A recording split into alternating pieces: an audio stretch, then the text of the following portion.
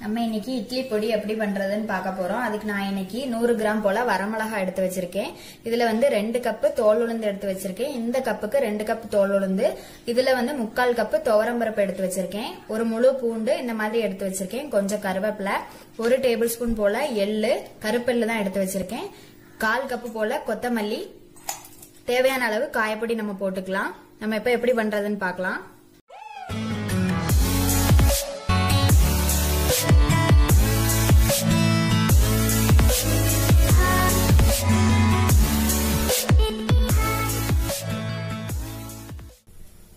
அடுப்பு பத்த வச்சிருக்கேன். இப்ப இதுல வந்து உளுந்து போட்டுக்கலாம்.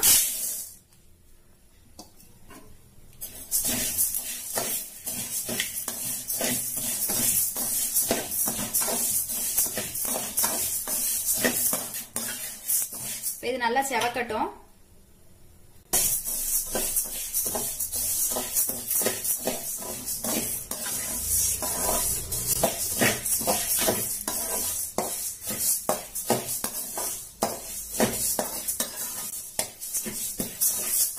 உளுந்து நல்லா செவந்துட்டு உளுந்தோட ஸ்மெல்லும் வந்தாச்சு. இப்ப இத வந்து தனியா மாத்திக்கலாம்.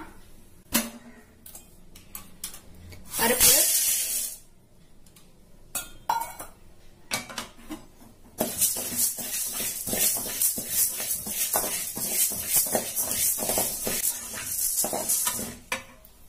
இது ஒரு 2 நிமிஷம் வறுத்ததுக்கு அப்புறமா மல்லி போட்டுக்கலாம்.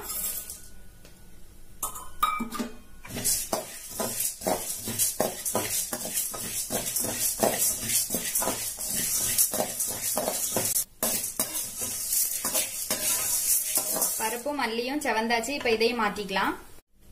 இப்ப இதுல 1 ஸ்பூன் எண்ணெய் விட்டுருக்கேன். இப்ப வரமிளகாய் போட்டுக்கலாம்.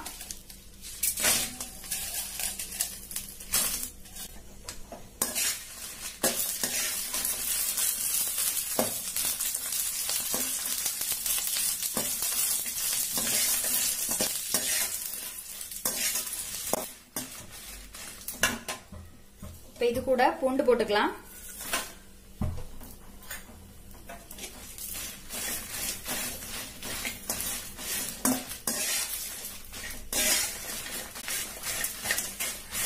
இப்ப இது ரெடி ஆயிடுச்சு. இதையும் மாத்திக்கலாம்.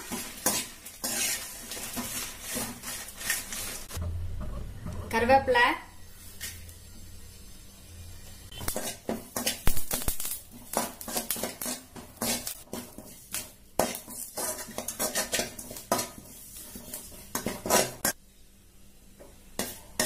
கருவேப்பிலை பொரிஞ்சிட்டு இதையும் மாத்திக்கலாம்.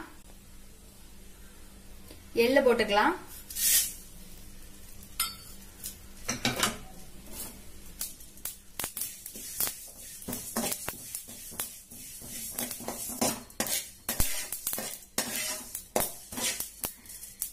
எள்ளு நல்லா வெடிச்சிட்டு இப்ப இதையும் மாத்திக்கலாம்.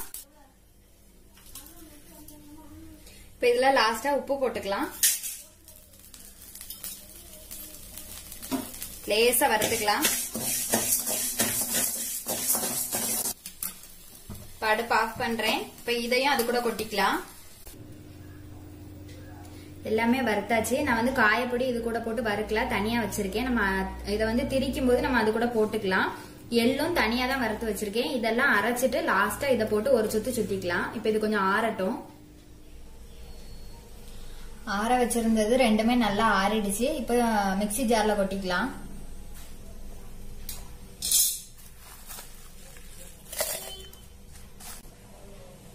ஃபர்ஸ்ட் வரமிளகா, கருவேப்பிலை போட்டிருக்கேன். இதை வந்து கொஞ்சம் அரைச்சிட்டு வந்துடலாம்.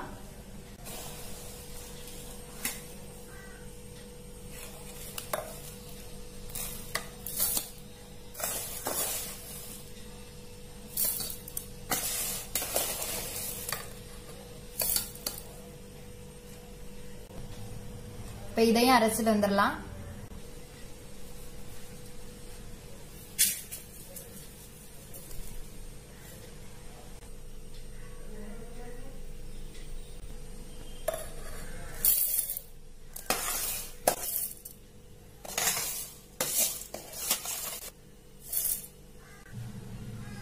இப்ப இது கூட காயப்பொடி கொட்டிக்கலாம்.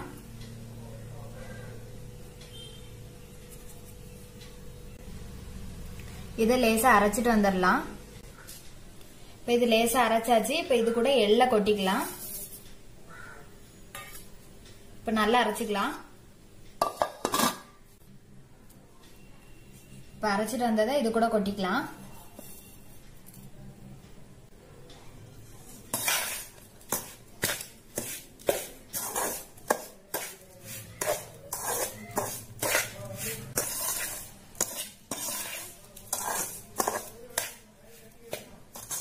நல்லா மிக்ஸ் பண்ணியாச்சு. இது வந்து மிக்சில அரைச்சதுனால கொஞ்சம் ஹீட்டா இருக்கும், அதனால இது கொஞ்சம் ஆறட்டும்.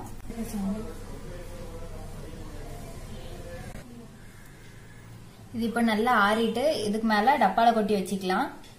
இது மாதிரி நீங்களும் செஞ்சு பாருங்க. செஞ்சு பார்த்துட்டு எப்படி இருந்ததுன்னு சொல்லி கமெண்ட்ல சொல்லுங்க.